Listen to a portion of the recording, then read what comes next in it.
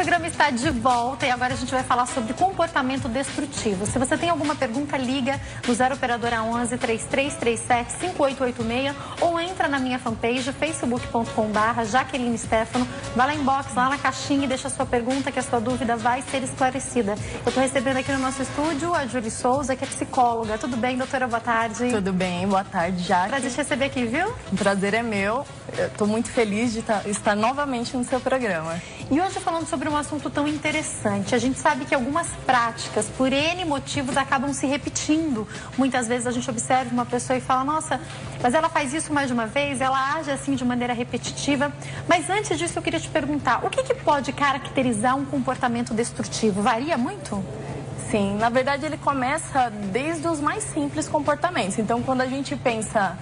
Nossa, palavra forte, comportamento destrutivo. São comportamentos normais que no dia a dia a gente faz. Por exemplo, não dormir bem, dormir poucas horas, trabalhar em excesso.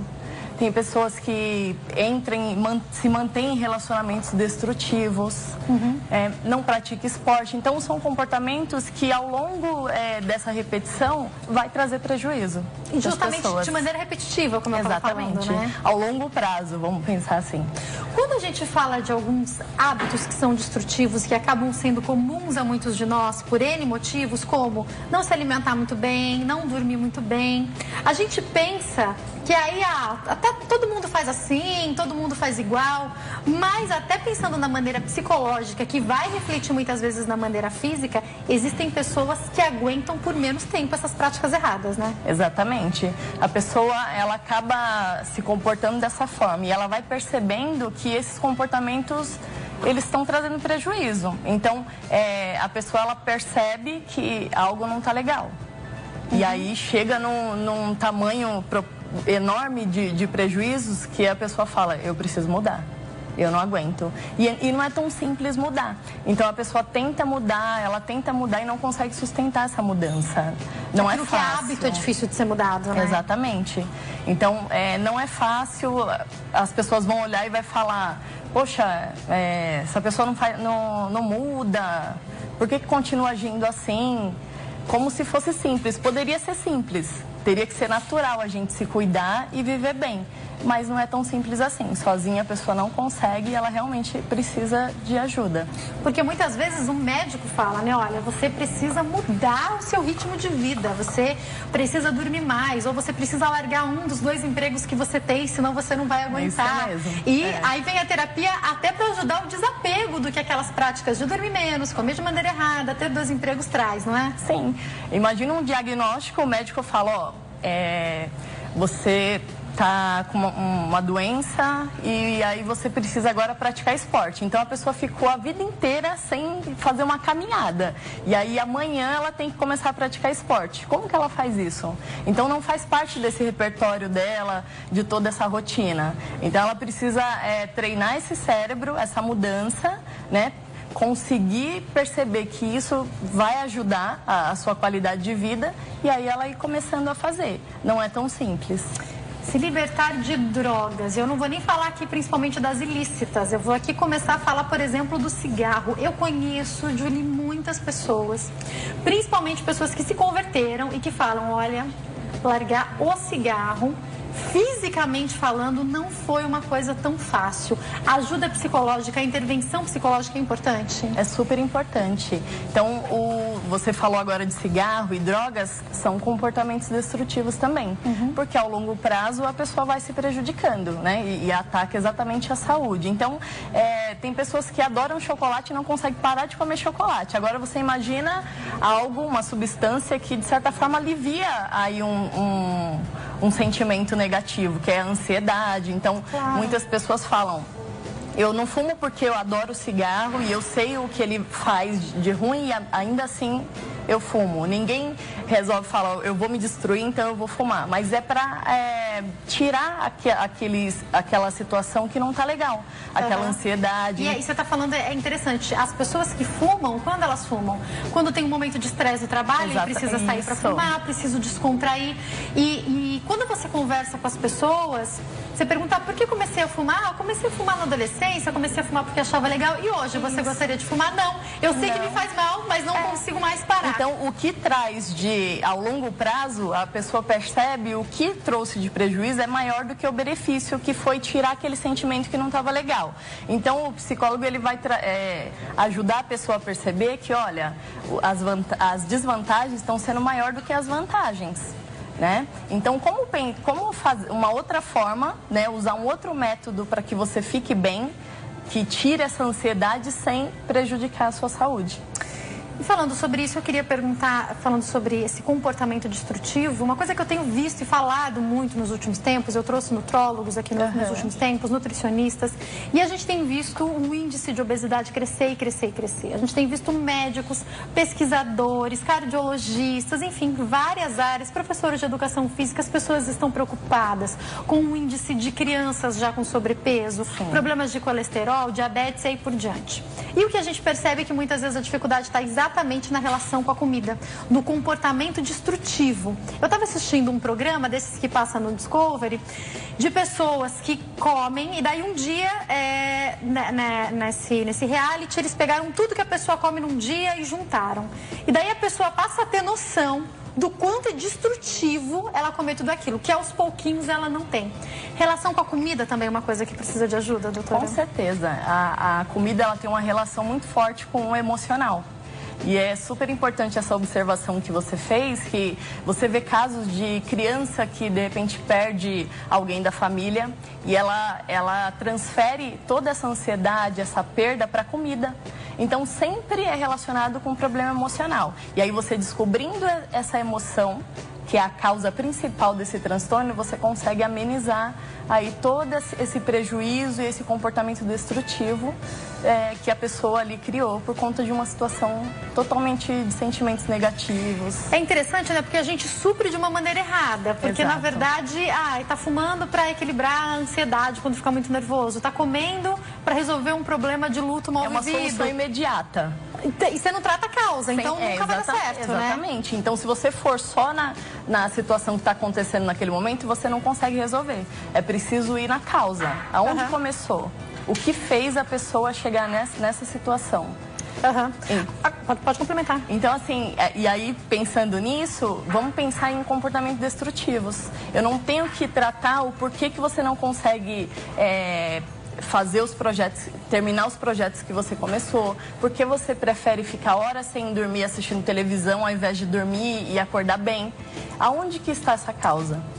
Então começa sempre na infância, cada pessoa tem uma história de vida, um ambiente que ela é inserido, o que foi passado para ela, isso desde a infância, os traumas que ela viveu. Tudo isso relaciona exatamente a esses comportamentos destrutivos na vida adulta. Doutora, alguns comportamentos agora que ficam até mais notórios, que talvez não sejam mais comum a todas as pessoas. É quando a gente percebe alguém que sempre escolhe um namorado que dá problema, sempre se relaciona, olha, mas é o terceiro namorado que tem envolvimento com droga que ela arruma, ou é o terceiro namorado que essa pessoa arruma que bate nela, é a terceira mulher que engana ele que ele arruma. Esse comportamento que a sociedade, a gente olha e fala, mas é a pessoa que está escolhendo errado, pode ser um comportamento destrutivo também? Não só talvez pode, inconsciente, né? Não só pode, como é. E talvez inconsciente, a pessoa tem consciência de que aquele relacionamento está te fazendo mal. Porém, ela não, é inconsciente o que guia ela a esse relacionamento. Então, vamos voltar ali na infância e pensar. Foi uma criança que conviveu com os pais que não tinham um relacionamento bom, que ela presenciou briga ali no ambiente familiar. Ou mesmo que ela não presenciou, existia algum adulto que falava para ela, homem não presta, homens são agressivos. Então isso vai se tornando verdade, né? Uma mentira repetida, ela se torna verdade.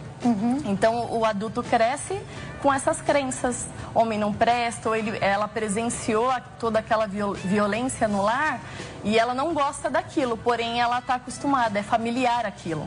E inconsciente, ela acaba atraindo esses relacionamentos. É ruim, mas eu sei lidar com isso. Algo melhor, que eu sei que é bom, eu não consigo lidar. Interessante, porque às vezes a gente vê alguns casais e observa, parece que eles precisam de briga, precisam de algumas coisas para estarem felizes. Pessoas com quem às vezes você viaja, alguém da família, algum colega que você fala, mas parece que é disso que eles precisam, porque eles estão aqui brigando. Exatamente. E amanhã já tá tudo bem. Alimenta, precisa. É cansativo até para quem tá vendo, imagina pra pessoa, né? Mas ela sente que é familiar, é isso? Sim, quando está tudo bem, ela fala, nossa, eu não sei, tem algo que não tá legal. E aí ela tem que trazer de volta o que ela acostumou a presenciar. É familiar. Nesse caso de casais, eu tô aqui imaginando que só um dos dois quer procurar ajuda, o outro não quer. Às vezes ainda é mais difícil levar o homem. Se um dos dois vai procurar uma ajuda psicológica, já é um bom começo? É um bom começo. Porque a gente sempre fala, não dá para mudar o outro. Então, a partir da sua mudança, você vai afetar a mudança do outro. E aí eu sempre pergunto para meus pacientes, né? Quando chega, eu não aguento mais meu marido porque ele chega bêbado. E aí eu pergunto, o que você faz para ele beber? E eles ficam chocados. Como assim eu faço? Eu não faço nada. Então assim, você está na relação. Se você, só o fato de você estar ainda se mantendo nesse relacionamento, você já está fazendo. Porque você está permitindo. Então, existe algo que você vem buscar uma ajuda e aí você muda. Então, o outro vai perceber a sua mudança e, consequentemente, ele vai conseguir mudar também. Reflete no outro, com certeza, sim, né? Reflete. Muitos desses problemas destrutivos, de comportamento destrutivo, podem ter também uma carga genética ou, de fato, é muito mais vivência, fruto do meio? É a vivência e é o fruto do meio, é a repetição. Então, eu sempre falo que a procriação desse comportamento é pior do que a repetição. Então, é uma pessoa que conviveu ali com um ambiente de brigas, e aí ela cresce também fazendo isso com a família dela e os filhos também. Então, se não quebrar esse ciclo, se ninguém perceber que isso não é saudável, vai passando de gerações para gerações. Até coisas mais terríveis, porque quando a gente pega pesquisas que apontam e estudam um pouco a vida de pessoas violentas, homens que batem mulheres ou estupradores, algum caso de abuso na infância eles tiveram. É impressionante como tem essa relação, né? Sim, tem uma relação muito grande. Então, a pessoa ela não acha aquilo legal, ela sofre por essa situação, porém ela se vê o tempo todo fugindo dessa situação, porque ela fica buscando. A vida inteira ela busca a mesma situação de dor, porque fica muito forte dentro da pessoa. Então ela vai buscando essa situação, ela não quer viver, tem vergonha de falar para as pessoas e é uma luta constante. Se ela realmente não procurar ajuda e resolver toda essa carga negativa aí que ficou, ela vai ficar lutando e não consegue sair do lugar. Para a gente poder compreender até mais, quando a gente procura uma ajuda terapêutica, quando a pessoa procura uma ajuda, é por conta do comportamento que ela percebe que está demais? Ou é porque já destruiu o relacionamento, já atrapalhou o casamento e vida profissional, relacionamento com os amigos? Em que pé as pessoas costumam procurar ajuda? Normalmente a pessoa já chega quando, nossa senhora, ela já está quase à beira do suicídio. Infelizmente as pessoas não entendem a importância de prevenir problemas psicológicos, né? Não tem a prevenção e de chegar ali no começo. Percebi que tem alguma coisa errada, já vou procurar ajuda. Sim, a pessoa já vem totalmente destruída, onde já afetou o corpo, então ela vai no médico, faz uma série de exames e não tem nada. Então ela fala, até o próprio médico ele orienta, vai a um psicólogo. Então é totalmente emocional, então ela chega muito destruída, fragilizada, e aí é preciso fazer o acolhimento para depois, quando a pessoa estiver em condições ali de você conseguir mostrar para ela os sentimentos, o que está acontecendo, né? Então tem todo esse amparo antes, porque ela não já chegar dando um diagnóstico, né? Como se ela chegasse ali toda machucada ali por dentro e você fizesse aquele curativo. Né? Acolher, então você acolhe, valida, entende essa pessoa, porque se ela veio até um psicólogo é porque não teve ninguém ali para compreendê-la, né? Sem julgar, porque às vezes as pessoas falam, tá agindo assim porque quer, não faz melhor porque gosta dessa vida, e não é. Então é muito maior. E aí é feito esse acolhimento, e eu sempre falo que dentro de nós existe um eu verdadeiro, de paz e de alegria. E aí, temporariamente, essa coisa boa que a gente tem, ela é encoberta por nuvens negras, que são os sentimentos negativos. Então, o psicólogo tem esse trabalho de dissipar essas nuvens negras, né? E conseguir acessar esse eu verdadeiro. Então, você conseguindo modificar essas emoções, resolver as emoções, a mudança do comportamento é uma consequência natural. Porque às vezes a pessoa está perdida no meio dessas nuvens todas, exatamente, na verdade. Não consegue se achar. Agora, Julie, para a gente dar uma orientação para quem está em casa, tem um momento que seria então ideal procurar ajuda, um passo antes para a pessoa já não chegar nesse nível? Quais os sinais que a gente pode estar atento de que um comportamento está sendo destrutivo? Sim, tem um momento. E os sinais é muito simples. Pensei em 10 projetos, não consegui colocar nenhum em prática. Segunda-feira volto para a academia e aí eu não volto. Vou dormir mais cedo porque eu quero acordar disposto, não durmo. Vou começar a me alimentar melhor porque meu estômago está doendo, não consigo. Então, assim, são sinais de que, poxa, eu falei que ia fazer algo e eu não consegui fazer. Existe algo errado. Porque, né, ninguém fala, não, eu vou me prejudicar. Hoje, né, a pessoa não acorda, eu vou me prejudicar. Você planeja o dia e você não consegue fazer. O que é isso? Isso é muito comum. Muitas pessoas passam por isso, por essas dificuldades. Esse já é um motivo para a pessoa procurar ajuda. Julie, ontem no nosso programa a gente falou sobre o Setembro Amarelo, falamos sobre prevenção com relação a suicídios, o índice de suicídio que cresce no mundo e cresceu aqui no Brasil. E a minha pergunta é, o comportamento destrutivo, de maneira repetida, sem tratamento, pode agregar patologias, depressão, pânico e até levar a pessoa a pensar em tirar a própria vida? Com certeza. Os comportamentos, eles sempre começam nos pensamentos. Então, vivendo esses pensamentos destrutivos, né? Não vai dar certo, eu não faço nada bem, eu não faço nada que preste. Então, isso vira uma patologia. Porque você vai pensando aquilo o tempo todo e você acredita que de fato não consegue. Então, isso engessa a pessoa. Então, se ela tem medo de fazer algumas coisas ou medo de coisas, ela vai criando aquilo na cabeça. E aí não procura ajuda para exatamente modificar esses pensamentos. Vai virar uma patologia. O comportamento da família ao redor, a percepção da família e a maneira como a família lida com uma pessoa que tem um comportamento destrutivo também é importante, porque você citou algo que a gente vê muitas vezes. A pessoa da família falando, não muda porque não quer, não se cuida. O obeso às vezes escuta isso, né? Não se cuida porque não liga, gosta mesmo é de comer. Exatamente. Tá em depressão, não sai dessa cama porque não tem força de vontade, não ama os filhos. As pessoas estão cheias de julgamentos e às vezes ali tão perto, dentro de casa. Exatamente. E assim, as pessoas que julgam, elas de repente não têm aquele problema, aquele comportamento destrutivo que o outro tem, mas ela tem outro. Então, quando eu estou doente, eu não consigo perceber o outro doente. Eu consigo julgar e, de repente, até para acobertar o meu comportamento. Então, eu preciso falar que... É mais fácil acusar o outro, né? Então, assim... Na minha relação, quem está doente é o outro, não sou eu, né? Então, assim, eu preciso justificar, né? Então, eu não faço isso, mas você também não faz. Então, não existe essa pontuação. Então, se tiver alguém que pontue, você percebe que você precisa dormir melhor e se você não se alimentar da forma correta, vai te trazer prejuízos. Então, se tiver alguém que consiga identificar e pontuar isso, é super importante, porque a pessoa vai começar a refletir. Pensando em tratamento, tem tempo para que o tratamento comece a surtir efeito? E daí, junto com essa pergunta, acho que é importante você explicar para a gente se em alguns casos é necessário encaminhar para o psiquiatra e utilizar medicamento também. O tempo vai depender de como essa pessoa chega. Então, quanto mais sentimentos negativos ela acumular ao longo da vida, mais tempo vai precisar para você resolver essas questões. Em alguns casos, é preciso passar para o psiquiatra. Então, o psicólogo, ele identifica pelos sintomas que a pessoa traz que somente a terapia não vai ser possível, porque ela precisa, de repente, tomar uma medicação para que ela consiga ficar tranquila, ali, ter uma harmonia para conseguir dar seguimento no tratamento psicológico. A pessoa só pra gente poder ter uma noção, a pessoa vai tendo que mudar esse comportamento. Eu tô pensando em um comportamento destrutivo e a pessoa repetindo esse comportamento destrutivo.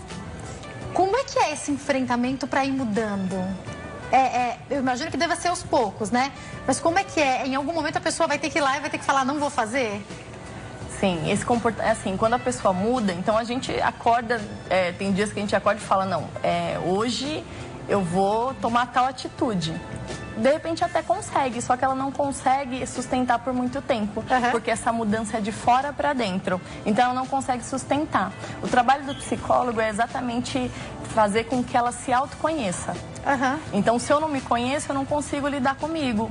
Então, você traz à tona esse autoconhecimento, né? A pessoa começa a modificar os pensamentos, porque antes da ação vem o pensamento. Então, eu quero beber água, primeiro eu penso, estou com sede, aí eu pego a água. Os nossos comportamentos é a mesma coisa. A ansiedade é dessa forma. Então, assim, nossa, o namorado não chegou. Era para ele chegar, ele deve estar com outro. E aí... A mente não para, né? Esse pensamento faz você, quando ele chegar, você termina o namoro, porque você já criou um filme ali na cabeça. Então, o comportamento é assim, você precisa... Você está falando, me faz pensar em tantas mães que os filhos estão fora, atrasa 5 minutos, ou o marido por conta de um engarrafamento. É tanta coisa horrível que a gente vê na TV, nos jornais, que aquela mãe está agoniada, angustiada, imaginando que o filho já morreu, mas não é nada disso, e aí você só atrasa o ônibus. Então, a gente trabalha na reestruturação dos pensamentos. A pessoa não chegou, ao invés de pensar, pode ser que aconteceu um monte de coisa, mas quando você consegue, você fala, é verdade, eu vou esperar para saber o que aconteceu. Então o comportamento já mudou, já não vai ser igual. E pelo que você fala, é tomar o controle da vida mesmo, né? Peraí, eu não vou deixar o meu pensamento ir para onde ele quiser, eu tenho controle.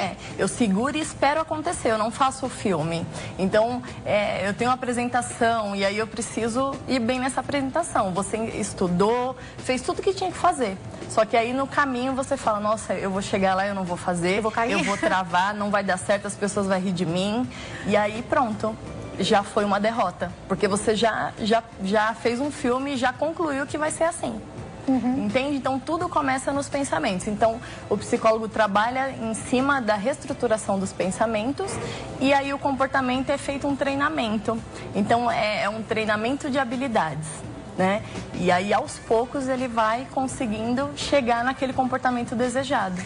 Pra gente finalizar, eu acho que vale a importância da gente falar do trabalho do psicólogo, porque muitas vezes os amigos, a pessoa que te ama, quer te ajudar e ela te manda às vezes enfrentar na hora errada, ou ela te manda resistir demais. Não, então não passa, você tem medo disso? Então atravessa a rua, não passa perto. Ou então, não, tem que enfrentar, vai lá. E qualquer uma das duas situações no momento errado pode ser um problemão, né? Qualquer uma das duas. Ou vai, então imagina uma pessoa que tem um trauma... Medo de cachorro, sei lá, né? É um medo de cachorro, não, você tem que passar agora na frente do cachorro. Então o psicólogo vai falar, não, vamos por etapas.